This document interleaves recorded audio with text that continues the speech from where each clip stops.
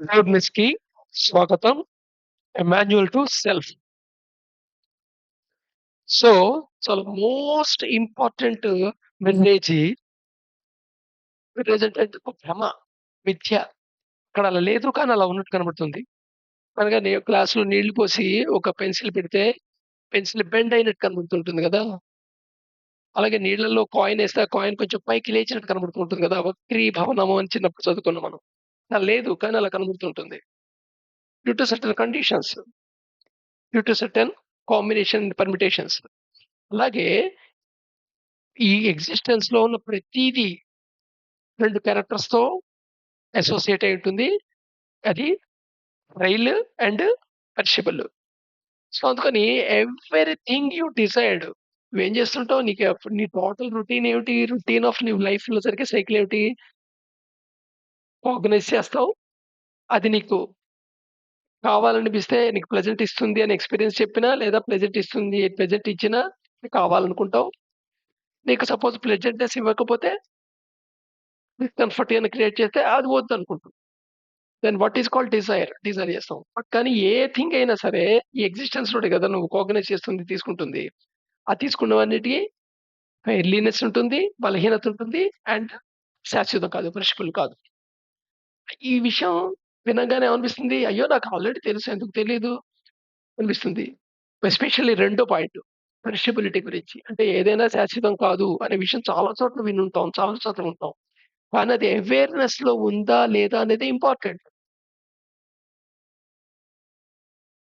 అంటే ఇది నిరాశావాదం కాదు. ఫర్ ఎగ్జాంపుల్ ఒక కొత్త టీవీ కొనుక్కొని ఇంటికి తీసుకొచ్చావు. ఆ! Enjoyment TV match time pass thing. ఇదివరకైతే 4, 5 గంటలే పనిచేసేది ఉండేది టీవీ అనేది. ఎప్పుడు 80స్‌లో టీవీ అంటే ఏంటంటే కేవలం సాయంకాలం 6కి మొదలయ్యి 10 దాకా ఉండేదంతే. ఎప్పుడో వారానికో సినిమా వేసేవాడు. ఇప్పుడు అలా కాదు కదా! 24 hours thousands of channels. So, ultimate entertainer rather than informative. Informative కంటే అదొక ఎంటర్‌టైనర్ ఇంకా చెప్పాలంటే ఈ ఇంట్లో ఒక మనిషి. ఎలాంటి మనిషి అంటే ఈ ఇంట్లో ఏవైతే నువ్వు ఉండకూడదనుకుంటావో అవన్నీ తీసుకొచ్చి పెట్టే మనిషి. మామూలుగా ఇంట్లో మనకు గొడవలు ఇష్టం ఉండదు. కానీ టీవీలో, సీరియల్‌లో గొడవల్ని మన ఇంట్లో తెచ్చుకొని మనం వింటాం. మన మైండ్‌లో ఎక్కించుకుంటాం. ఇంప్రెషన్ క్రియేట్ చేసుకుంటాం. Like that. సో, టీవీతో ఎంజాయ్‌మెంట్ ఉందా? ఆ! ఉంది. టీవీ వల్ల ఉపయోగం ఉందా? ఉంది. మరి దాని బలహీనత ఉందా? ఉంది. ఏంటి దాని బలహీనత? నీకు తెలియకుండా నీ టైమ్ కన్జ్యూమ్ చేసేస్తుంది. నెక్స్ట్ అది డిసైడ్ చేస్తుంది. నీ రొటీన్ ప్యాటర్న్ అది డిసైడ్ చేస్తుంది. ఇంకో బలహీనత ఉంది. టీవీలో ఒక అన్నెసెసరీ నెగెటివ్ ఇన్ఫర్మేషన్ ఉండేది చూస్తూ నువ్వు అన్నం తిన్నా, తాగుతున్నా, ఏమన్నా చేస్తున్నా, ఆ ఇన్ఫర్మేషన్ గూడా నీ అసిమిలేషన్ అవుతుంది. శరీరంలో అసిమిలేషన్ అయిపోతుంది. మామూలుగా అసిమిలేషన్ అవ్వటం వేరు. విన్నావు, చూసావు, మైండ్‌లో ఫార్మ్ అవ్వటం వేరు. ఇలా ఫుడ్‌తో పాటు అసిమిలేట్ అవ్వటం వేరు. ఫుడ్‌తో పాటు అసిమిలేట్ అవుతుందా? అన్‌సైంటిఫిక్ అనిపిస్తుంది. కానీ అవుతుంది. ఫుడ్‌తో అసిమిలేట్ అయిపోయింది. నీ శరీర కణజాలం కింద అవుతుంది. ఎందుకంటే నువ్వు తిన్న ఫుడ్డే గదా! నీ శరీరం. ఇది బలహీనత అది. సో, ఇది డీప్ లెవెల్ బలహీనత నేను చెప్పాను. బట్ సర్ఫేస్ లెవెల్‌లో మీకు టీవీ యొక్క బలహీనతలు తెలుస్తూనే ఉంటాయి. తెలియకుండా ఎందుకుంటాయి? అలా అని ఆ టీవీ శాశ్వతంగా ఇవాళ కొన్నది 10 ఏళ్ళు పనిచేస్తుందంటావా? నువ్వనుకున్నట్టుగా? 20 ఏళ్ళు పనిచేస్తుందా పోనీ? కంపెనీ వాడు 6 నెలలు, ఒక ఏడాది గ్యారంటీ ఇస్తాడు నిజానికి. హ్మ్. ఇయాల రేపు ఎలక్ట్రానిక్ గూడ్స్‌కి 6 నెలల గ్యారంటీ లేదా 1 ఇయర్ గ్యారంటీ మహా అయితే. సో, పర్షబిలిటీని వాడే ముందు చెప్పేస్తున్నాడు. అలా దేర్‌ఫోర్ దీనివల్ల బలహీనతొస్తుంది. ఈ వస్తువు కొనుక్కోవడం వల్ల ఇది శాశ్వతం గాదు. నీ డిప్రెషన్‌లో దాన్ని తెచ్చుకుంటావా ఇంటికి? అది చూసినప్పుడల్లా డిప్రెషన్ తెచ్చుకుంటావా? తెచ్చుకోవద్దు. కానీ అవేర్‌నెస్‌లో ఉండాలి. దాని బలహీనత నీకు అవేర్‌నెస్‌లో ఉంటే నువ్వు అధిగమించే అవకాశం ఉంటుంది. అంతేగాని ఆ బలహీనతను నువ్వు జస్టిఫై చేసుకొని ఓకే అనుకున్న ఆటోమేటిక్‌గా బలహీనత పెరిగిపోతుంది. అలాగే పర్షబిలిటీ ఉంది. ఇది అవేర్‌నెస్‌లో ఉంటే చాలు. దాని గురించి బాధపడిపోక్కర్లా. లేదా దాన్ని ఎంజాయ్ చేయొద్దని ఎవరు అనట్లా. దాని యొక్క ఫెయిర్లీనెస్ అంటే దాంతో పాటు వచ్చే బలహీనత అండ్ దాని యొక్క అశాశ్వత గుణము, శాశ్వతంగా ఉండని గుణాన్ని నువ్వు ముందే యాక్సెప్ట్ చేయాలి. యాక్సెప్ట్ చేయటం అంటే లైక్ చేయటం కాదు. యాక్సెప్ట్ చేసేటువంటి నిర్ణయం తీసుకోవటం. దాంతో పాటు వచ్చిందది. దాంతో పాటు అది కూడా వచ్చింది. ఫ్రెండ్‌ని నువ్వు ఏర్పరచుకున్న తర్వాత ఒక మనిషిని ఫ్రెండ్ కింద చేసుకున్న తర్వాత వాడిలో మంచి గుణాలు వాడితో వస్తాయి. వాడితో ఉండే నీకు నచ్చని గుణాలు వాడితో కలిపొస్తాయి. 100% నీకు నచ్చినట్టుగా వాడెందుకుంటాడు? సో, అదే బలహీనత మాట దాంట్లో. సో, ఇది అవేర్‌నెస్‌లో ఉండటం మంచిది. అవేర్‌నెస్‌లో ఉంటే చాలు. ఏమవుతుందప్పుడు ఆ క్యారెక్టరిస్టిక్ నేను రికగ్నైజ్ చేసావు కాబట్టి ఆ బలహీనత ట్రాప్‌లో నువ్వు పడవు. అలాగే అది పాడైనప్పుడు మరీ సఫరింగ్ అవ్వవు. ఇక్కడ టీవీ సడెన్‌గా పాడైపోయిందనుకుందాం. పాడైపోయింది. బాధపడితే బాగుపడుతుందా? నువ్వు చేయగలిగేది ఒకటే మెకానిక్‌ని పిలిచో రిపేర్ చేయించుకోవటం. లేకపోతే పక్కన పడేయటం, కొత్తది కొనుక్కోవటం. అంతేగాని ఈ టీవీ పాడైపోవడానికి నువ్వప్పుడు స్విచ్ చేసావు, ఇలా అయింది, అయింది, హై వోల్టేజ్ వచ్చేసింది అని ఎలక్ట్రిసిటీ బోర్డ్‌ని తిట్టి, గవర్నమెంట్‌ని తిట్టి, లేకపోతే ఎవడో ఒకళ్ళ ఇంటికొచ్చినోడు ఆ టైంలో లేదా ఇంట్లో వాడు టీవీని ఆన్ చేస్తే అప్పుడు పాడైందనుకో, వాడేదో తప్పు ఆన్ చేసాడు, తప్పు ఆపరేట్ చేసాడు అందుకు పాడైపోయిందని వాడిని బ్లేమ్ చేసి, దీనివల్ల ఏమైనా ఉపయోగం ఉందా? ఈ బ్లేమింగు ఇదంతా ఎక్కడి నుండొస్తోంది? పర్షిబిలిటీని నువ్వు యాక్సెప్ట్ చేయట్ల. కాజ్ కాజాలిటీ కోసం వెతుకుతున్నావు నువ్వు. ఇలా కాకపోతే అలా అయ్యేది కాదు కదా! లాజికల్‌గా కరెక్ట్ అనిపిస్తుంటుంది. బట్ దాని నేచరే ఫర్జిబిలిటీ అనేది వాస్తవం.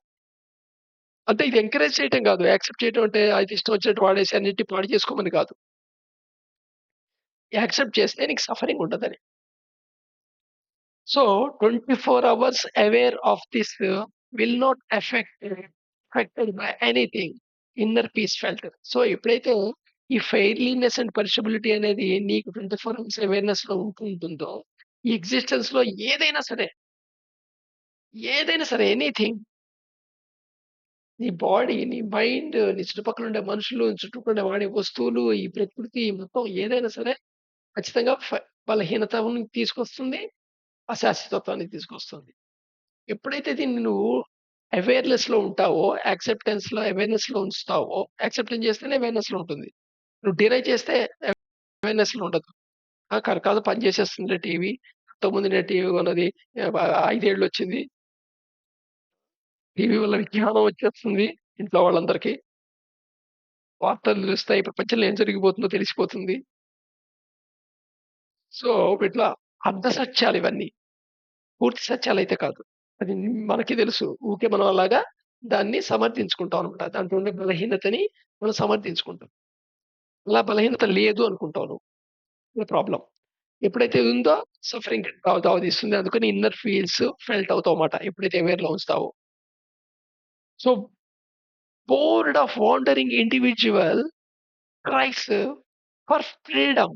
ఎవరైతే ఇండివిడ్యువల్ బోర్ వాండరింగ్‌లో అంటే ఇది చేసేది, అది చేసి, అది చేసి, ఇది చేసి ఏదో చేస్తున్నాడు. లేదా రిపీటెడ్‌గా అదే పని చేస్తున్నాడు. దానికి ఇండివిడ్యువల్ బోర్ అయ్యాడనుకో, వాడు స్వేచ్ఛ కోసమని ఏడుస్తాడు. And tries to get detach with the world. So, ఇది కూడా రాంగ్ యాటిట్యూడ్ ఒక రకంగా. ఈ ఫ్రీడమ్ అనే దాని గురించి అర్థం చేసుకోకపోవటం. ఫ్రీడమ్ ఎక్కడి నుండొస్తుంది? అవేర్‌లోంచి వస్తుంది. ఫ్రీడమ్ ఫ్రమ్ సఫరింగ్ ఎక్కడి నుండొస్తుంది? దాంతో పాటు ఎగ్జిస్టెన్స్‌లో ఉన్న ఆ థింగ్‌తో పాటు దాని యొక్క బలహీనత అండ్ దాని యొక్క అశాశ్వతత్వం గూడా వెంటబడి వస్తోంది అనేది నీ అవేర్‌నెస్‌లో లేకపోవటం వల్ల నీకు సఫరింగొచ్చింది. అదర్‌వైస్ నువ్వు సఫరింగ్ నుండి ఫ్రీడమ్ అవుతావు. ఇలా కాకుండా అయితే అది ఉండటం వల్లే అంటే కాజాలిటీలోకెళ్తామమాట. ఈ టీవీ కొనటం వల్లే ఇవాళ బాధపడ్డాను. కాబట్టి నేను టీవీ కొనుక్కోను.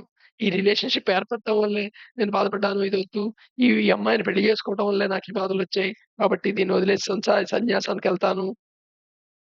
సో, ఇలా కాజాలిటీలోకెళ్తాడు. కొత్తగా వరల్డ్ డిటాచ్ చేస్తున్నాడు. నిజంగా ఇది వైరాగ్యం కాదిది. అంటే స్వాభావికంగా వచ్చిన వైరాగ్యం కాదిది. ఫెయిర్లీనెస్‌ని, పెరిషబిలిటీని, బలహీనత్వాన్ని, అశాశ్వతత్వాన్ని యాక్సెప్ట్ చేయటంలో వచ్చింది. యాక్సెప్ట్ చేసినవాడు స్మూత్‌గా పాస్ త్రూ అంతే. ఎలాగంటే ఒక బ్యాంబూ చెట్టు వెదురు చెట్టు ఉందనుకో, పెద్ద గాలొచ్చిందనుకో బెండ్ అవుతుంది. మళ్ళా పెద్ద గాలి పోగానే, స్ట్రాంగ్ పోగానే ఆన్ నిలబడుతుంది. బెండ్ అవ్వటం అంటే ఏంటంటే ఆ పాస్ అవ్వటాన్ని తను అలౌ చేసిందనమాట అంతే. బెండ్ అయిపోయి ఇరిగిపోదు. సో, ఇంచుమించు యాక్సెప్టెన్స్ అనేది అలా ఆ నేచర్‌లో నడుస్తుంది. when freedom aspirer is sincere enough, 3 vital principles help him as grow. గమ్మత్తేంటంటే నిజంగా ఈ ఫ్రీడమ్ యాస్పైర్ ఎవరైతే ఈ సఫరింగ్ నుండి స్వేచ్ఛ కావాలనుకుంటున్నాడో సిన్సియర్‌గా అయితే ఆటోమేటిక్‌గా 3 వైటల్ ప్రిన్సిపల్స్ ఒక గురువు కింద నిన్ను పనిచేస్తాయి. అంటే నీ సెల్ఫే నీకు గురువు కింద పనిచేస్తుంది. యాక్చువల్‌గా మనం సిన్సియర్ ఫ్రీడమ్ కావాలనేది సిన్సియర్ ఏం కాదు. నీవేంటంటే చిన్న జైల్‌లో ఉన్నవాడు పెద్ద జైల్‌లో ఉందామని కోరుకుంటున్నావు అంతే. లేదా పెద్ద జైలు నుండి ఇంకా పెద్ద జైల్‌లో ఉండాలని కోరుకుంటున్నావు. అది ఫ్రీడమ్ అనుకుంటున్నావు నువ్వు.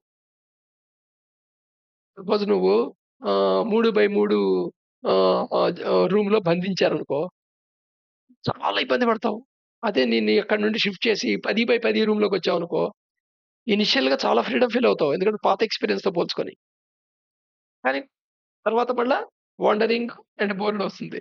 ఫ్రీడమ్ కోసం ట్రై చేస్తావు. ఎప్పుడైతే నువ్వు బ్యారియర్స్ గుర్తుపెట్టావో అప్పుడు ఫ్రీడమ్‌కొస్తావు. ఏమిటి ఆ బ్యారియర్స్ ఇక్కడ ఎగ్జిస్టెన్స్‌లో ఫెయిర్లీనెస్ అండ్ పనిషబిలిటీ.